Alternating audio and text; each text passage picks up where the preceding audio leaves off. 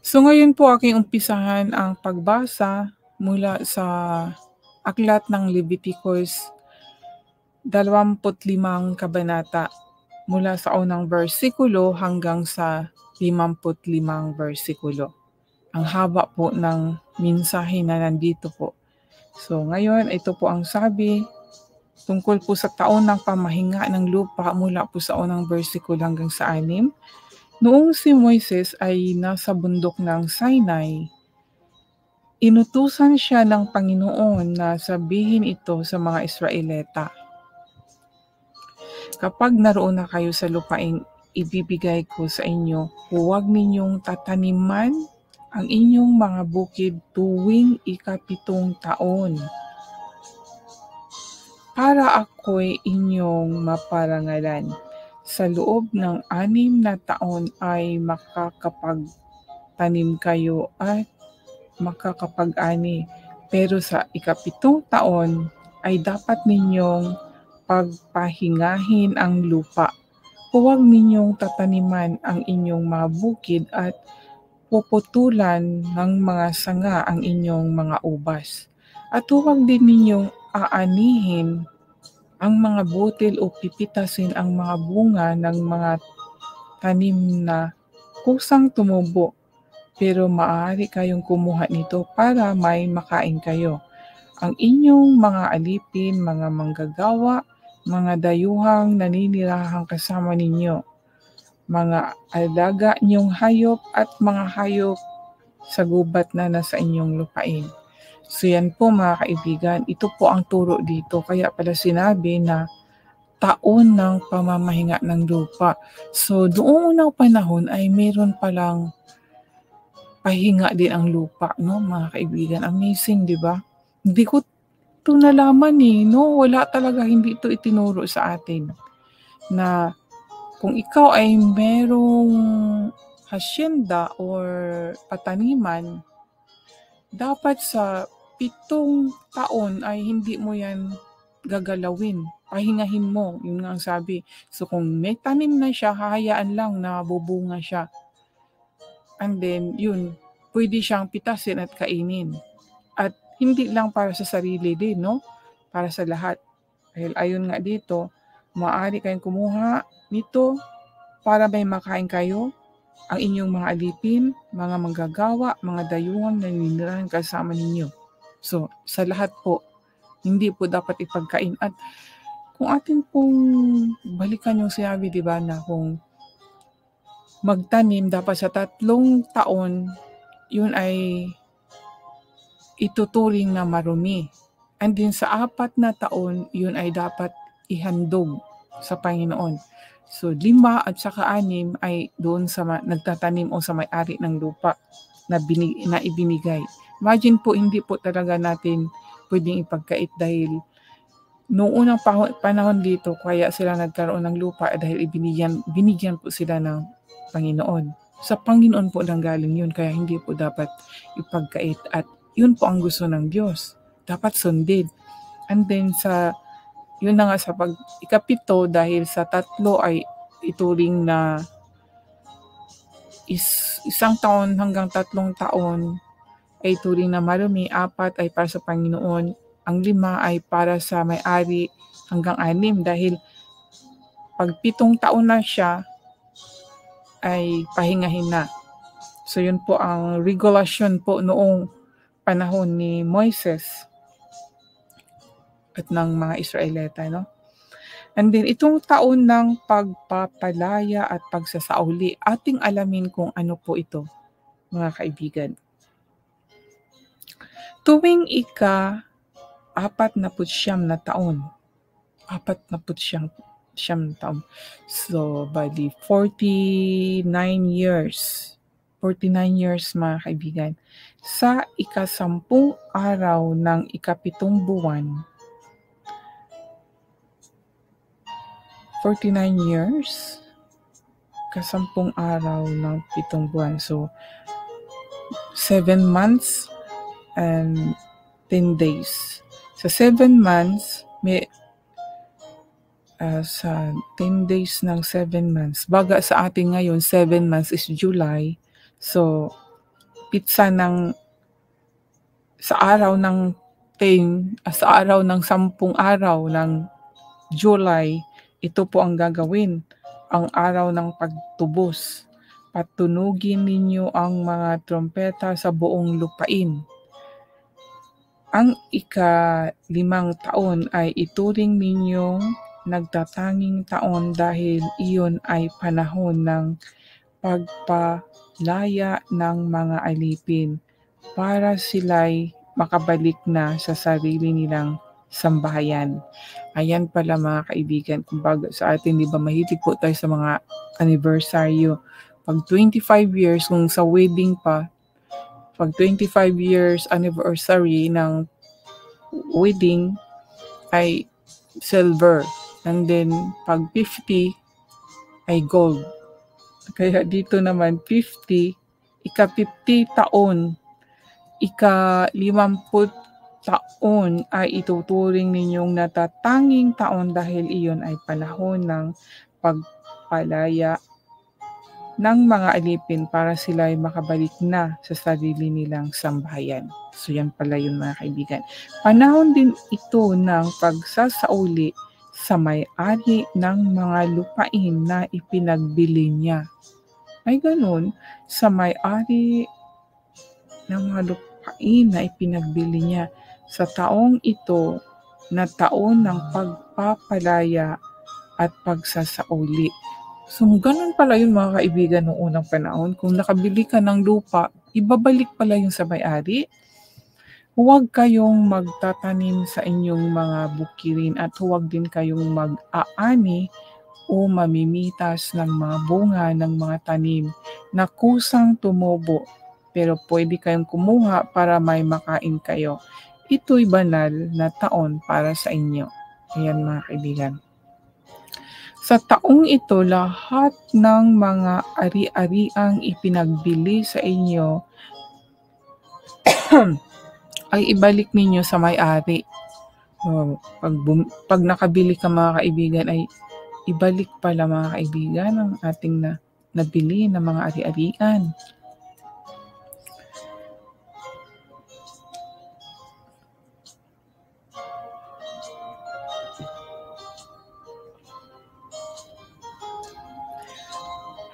Kaya kung kayo'y magbibenta o bibili ng lupain sa inyong kapwa Israelita, huwag kayong magdadayaan. Huwag magdadayaan. Ang halaga ng lupa ay ibabatay ayon sa dami ng taon ng pamumunga nito bago dumating ang taon ng pagpapalaya at pagsasauli. Kung mahaba pa ang mga taon bago dumating ang taon ng pagpapalaya at pagsasauli, taasan ninyo ang halaga ng lupa. Pero kung maigsi na lang, babaan ninyo sapagkat ang binibili ninyo ay hindi ang lupang iyon kundi ang dami ng magiging ani nito. May sense ano? Kaya nga tayo pag bumili tayo ng lupa, mas maganda yung may mga tanim na po, no? Parang yun ang abono or ginansya mo na. Sapagkat ang binibili ninyo ay hindi ang lupang iyon kundi ang dami ng magiging ani nito. Huwag kayong magdadayaan, sa halip ay matakot kayo sa akin. Yan po, matakot. Sinabi po ng Panginoon na matakot po tayo sa Kanya dahil ako ang Panginoon na inyong Diyos. Lagi po nating mababasa mga kaibigan doon na sinabi po ng ating Panginoong Diyos na matakot po kayo sa akin. Matakot tayo kaya masunod natin siya, no? Mahal natin siya kaya masunod natin siya. Nirespeto natin kaya masunod natin siya. Yun mga kaibigan ang dapat nating iisipin po para sa Panginoon. Huwag po tayong mag-take for granted, no? Sundin ninyo ang mga tuntunin at utos ko para kayo'y mamuhay ng mapayapa sa lupaing inyong titirhan at hindi kayo mawawalan ng pagkain dahil sa masaganang ani ng lupain. Yan mga kaibigan. huwag kayong mababahala sa kung ano ang inyong kakainin sa ikapitong taon na hindi kayo makakapagtanim o makakapag-ani. Pagpapalain ko ang inyong mga bukid tuwing ika-6 na taon upang maging masagana ang ani para maging sapat para sa 3 taon. Kaya sa tuwing magtatanim kayo sa ika-8 taon, ang kakainin ninyo ay ang inyong ani pa rin noong ika-6 na taon. Oh, amazing mga kaibigan, no? So, ganito ka-abundant ang ating Panginoon, ganito makapangyarihan. Mag-provide po sa atin ng ating pangailangan at magiging marami pa ang pagkain ninyo hanggang sa dumating ang tag-ani sa ika-9 na taon. So mga kaibigan, dito sa talata na ito mga kaibigan, Leviticus chapter 25 mula sa 20 to 22. 20 to 22 mga kaibigan. Na sinabi ito, huwag kayong mababahala sa kung ano ang inyong kakainin sa ika-7 araw na hindi kayo makakapagtanim o makakapag-ani. Pagpapalain ko ang inyong mga bukid tuwing ika-6 na taon upang maging masagana ang ani para maging sapat para sa 3 taon. Imagine, 6 na taon, so 7 years, 8 years, hanggang 9 years. So 3 taon ang aanihin ng pagkain, no? Ay magiging sapat hanggang sa 3 taon. Kaya isipin na lang natin mga kaibigan kung gaano po kapangyarihan ng ating Panginoon, gaano po siya nag-provide, di ba? Sabi niya, huwag kayong mabahala. Naalala ko itong sinabi sa Philippians chapter 4. Ang sabi po dito sa Philippians chapter 4 verse 6. Basahin ko po mga kaibigan ha.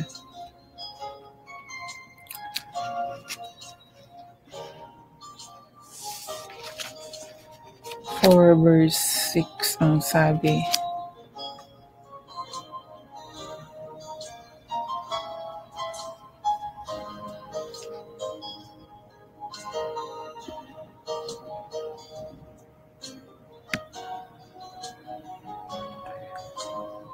Philippians chapter 4 verse 6 sabi ito, huwag kayong mag-alala sa anumang bagay, sa halip ilapit sa Diyos ang lahat ng pangangailangan nyo sa pamagitan ng panalangin na may papasalamat.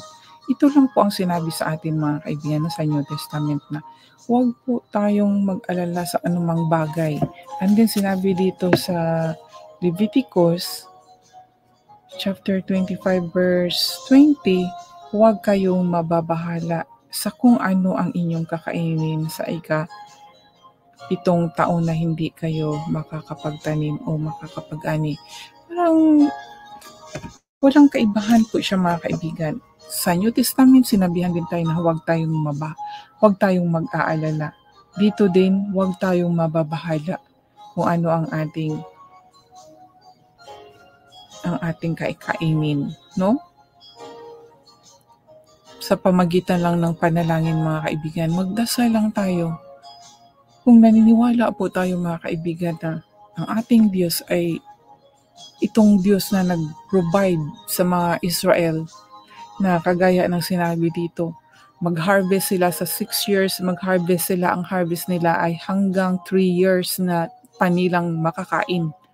Kaya sa 7 years, sa 8 years, hanggang 9 years ay meron silang makakain mga kaibigan. Imagine na lang natin mga kaibigan, di ba makapangyarihan ang Diyos kung yan ang mangyayari sa atin, mga kaibigan. Maniwala po tayo mga kaibigan, panindigan po natin ang sinabi ng Panginoon. Pwede nating i-declare dahil naniniwala tayo sa Kanya eh. Kailangan na ibigay niya ito sa atin, di ba? Kailangan, pero kailangan din may pagsunod mga kaibigan. Para din matutuwa ang Panginoon na magbigay sa atin. Pagpatuloy ko po ang pagbasa, sabi dito sa verse 23, huwag ninyong ipagbili ang inyong lupain na hindi na ninyo matutubos pa, dahil ang lupain ito ay akin. Ayan. Pinatitirhan at pinasasakahan ko lang ito sa inyo. Kaya payagan ninyong matubos pa ng may-ari ang kanyang lupain na ipinagbili sa inyo. Ganyan ang gawin ninyo sa lahat ng lupaing binili ninyo. Imagine, noong unang panahon, bibili ka tapos pagkukunin muli ng may-ari, magiging sa kanya muli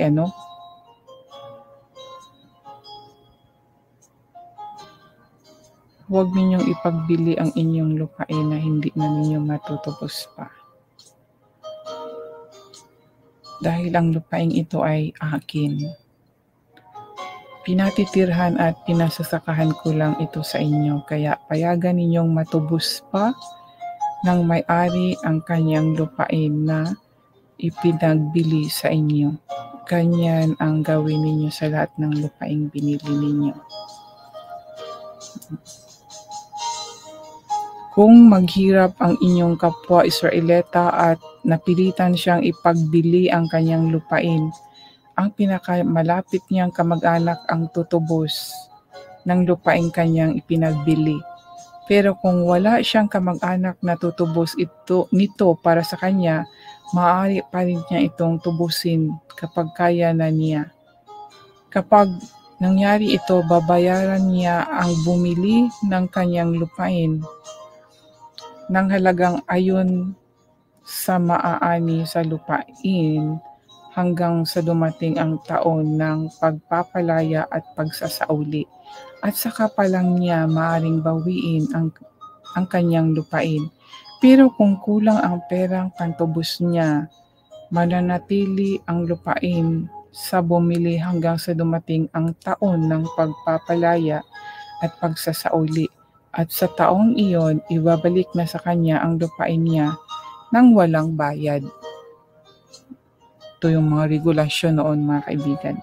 Kung may taong magbenta ng kanyang bahay na nasa napapaderang lungsod, maaari pa rin niya itong tubusin sa loob ng 1 taon pagkatapos niyang ipagbili. Pero kung hindi niya ito matubos sa loob ng 1 taon, ang bahay na iyon ay lubusan ng magiging pag-aari ng bumili at ng mga angka nito magpakailanman. Hindi na ito maaring bawiin ng may-ari sa taon ng pagpapalaya at pagsasauli. Ngunit, ang mga bahay sa mga baryo na walang pader ay ituturing na katulad ng bukid na maaaring matubos o mabawi sa taon ng pagpapalaya at pagsasauli. Maaaring tubusin ng mga Levita kahit kailan ang kanilang mga bahay na nasa kanilang bayan. Kung hindi nila iyon matubos, ibabalik iyon sa kanila sa taon ng pagpapalaya at pagsasauli. Sapagkat ang mga bahay sa kanilang bayan ay para sa kanila dahil bahagi nila ito na ibinigay ng kapwa nila Israelita. Pati ang mga pastulang na sa palibot ng kanilang bayan ay hindi dapat ipagbili dahil iyon ay pag-aari nila magpakailanman. Kung maghirap ang kapwa ninyo Israelita at hindi na niya kayang buhayin ang kanyang sarili, tulungan niyo siya katulad ng inyong pagtulong sa isang dayuhan o bisita para patuloy siyang makapamuhay kasama ninyo.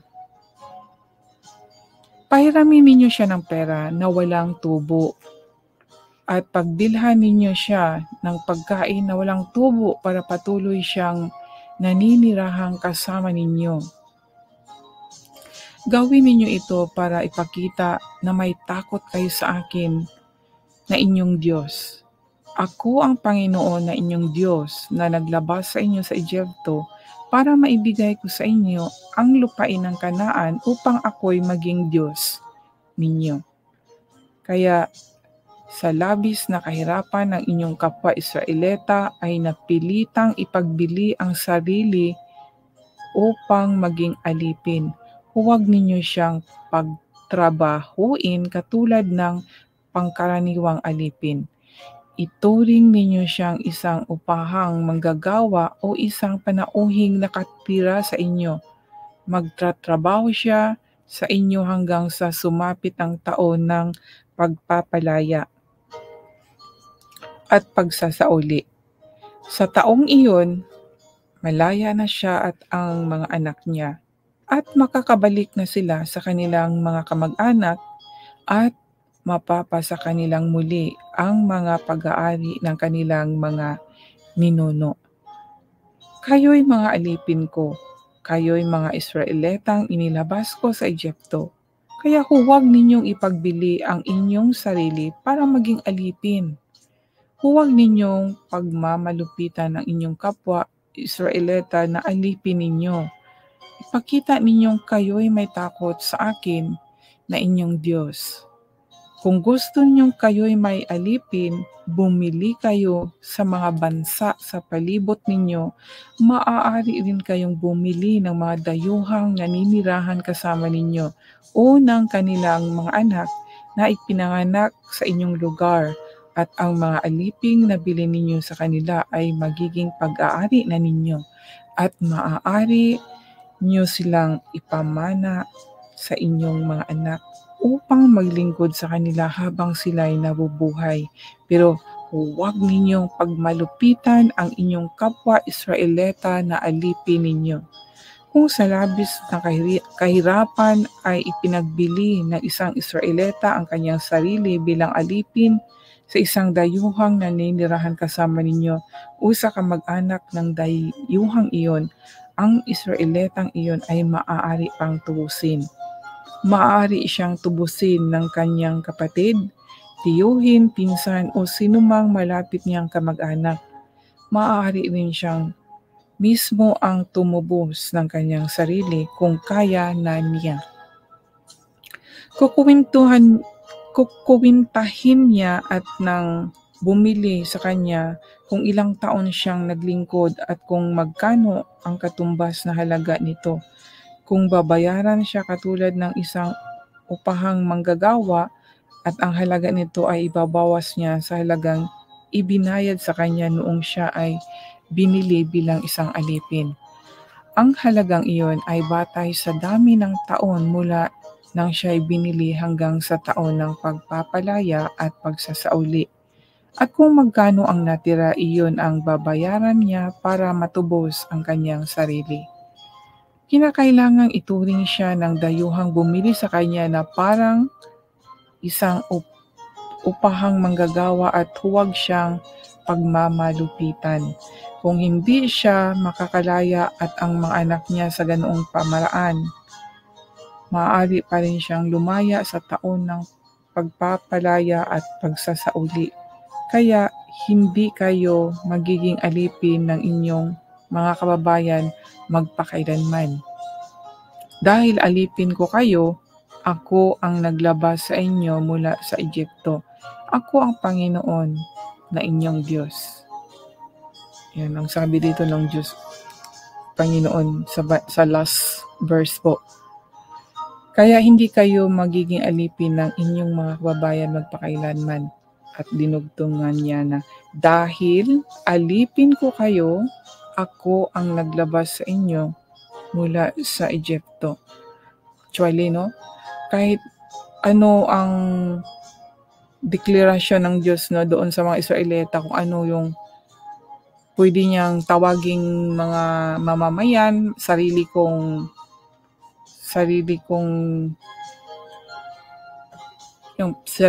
pinili, pwedeng i-declare at pwede din niyang i-declare na alipin, no, ang mga Israelita, dahil totoo nga naman kung tutuusin, alipin talaga niyang mga Israelita dahil siya po ang tumubos or siya po yung nag-ahon, nagpaalis doon sa Egypto. Alipin po sila ng Egypto. Kaya nang nakaalis na sila sa Egypto, alipin na sila ng Diyos. Kung tutuusin, ano?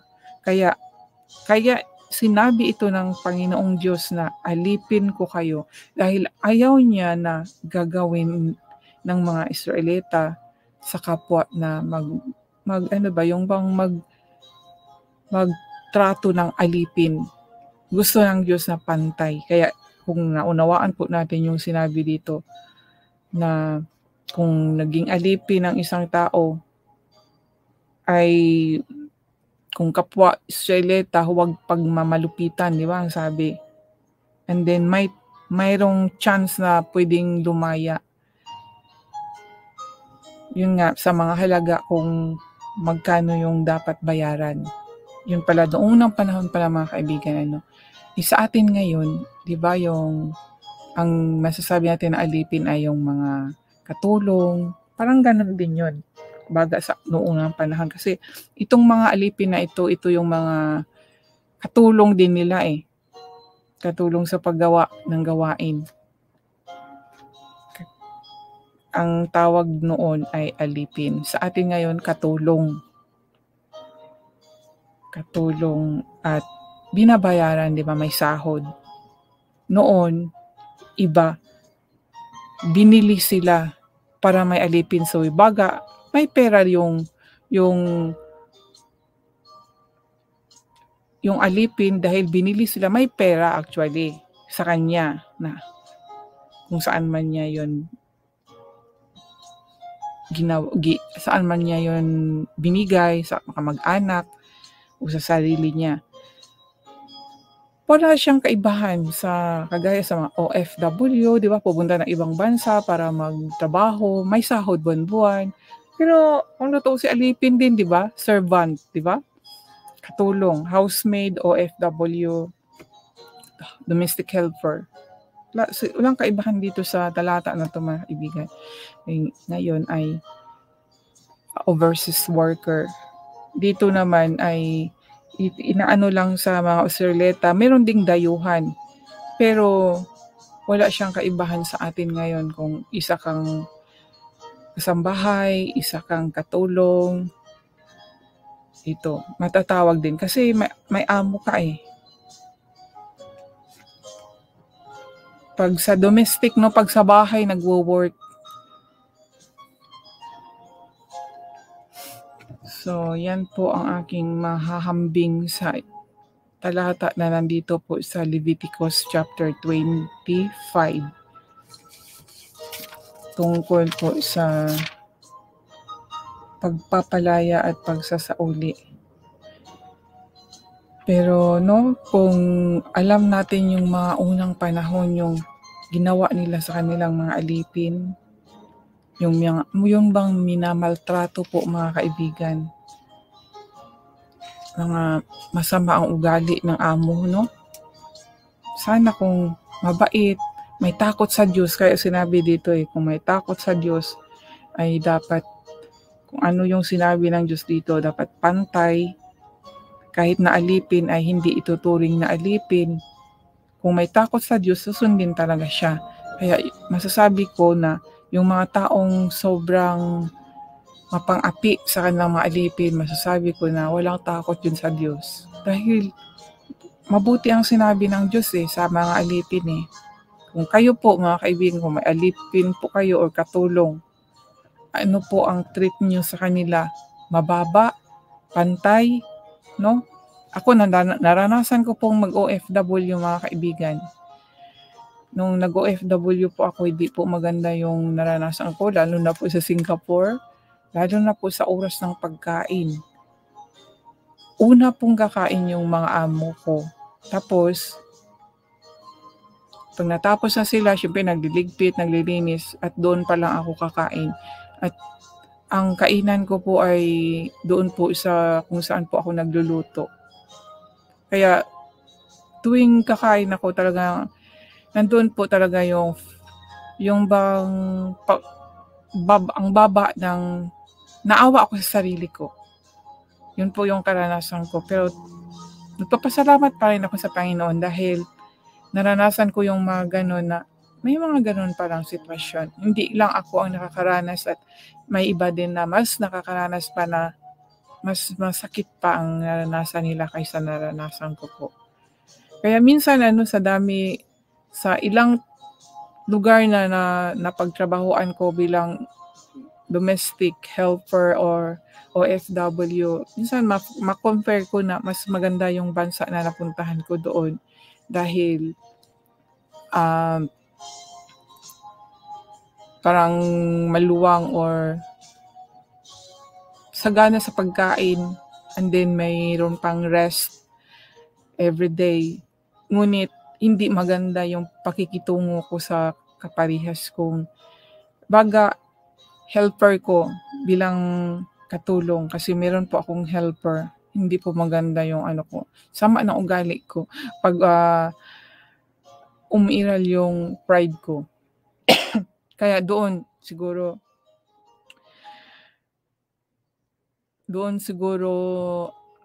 parang karma sa akin. Kaya nung napunta ako sa Singapore, yun ang nangyari sa akin hanggang sa na-realize ko na mali yung ginawa ko.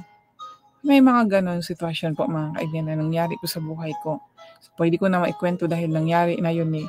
So yung naranasan ko sa Singapore na ganon yung sa oras ng kainan, maalala ko yung sana naging na lang ako yung